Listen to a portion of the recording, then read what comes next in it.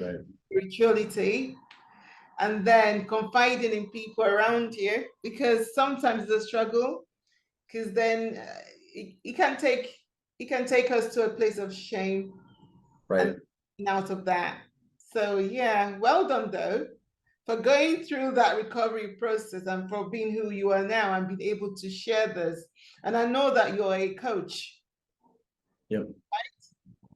Yeah. I mean, recovery has never left my life. I mean, I work with men, helping them go through their sexual addiction recovery process. My wife works with women that have been hurt in that by men that are struggling.